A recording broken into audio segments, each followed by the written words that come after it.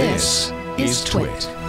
Smartphone technology has come a long way in the last 10 years or so, and the general trend over that time has been bigger, bigger, bigger, to the point where phones and tablets converged, resulting in that word I hate so much, phablets. Well, I have a phone that is, let's say, the anti-phablet. It takes the size dynamic to the other extreme, and it's called the Jelly 4G phone. It's by Unihertz, a company that held a successful Kickstarter campaign to bring to market what it calls the smallest 4G smartphone, as you can see here.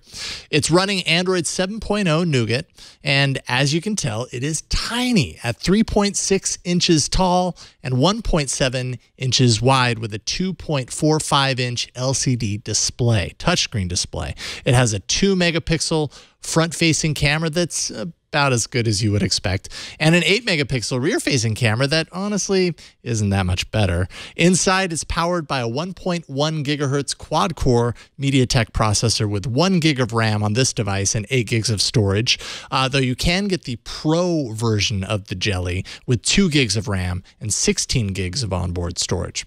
Under the flap here, you'll find the 950 milliamp hour removable battery, as well as dual SIM slots. And there's a micro SD card slot here for expanded storage. Great for storing your media on.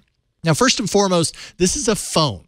And aside from feeling slightly ridiculous holding this up to my ear in that Zoolander sort of way, calls were clear on both ends. And I suppose it works great for that. On the other hand, this tiny Android device runs complete, which means you can install any Android app or game on the hardware as long as it supports it. And as you might expect, with the lower end specs under the hood, you won't find the best performance here on all things. Things get slow, sometimes laggy in everyday use. Even with the main home screen, things slow down from time to time. And don't get me started on what it's like typing on this device. It's next to impossible to hit those keyboard targets without consistently misspelling things. And if you think voice entry is going to save the day there, you would be wrong. That would be a great way around this, but it's a big shortcoming because you can't do that on this.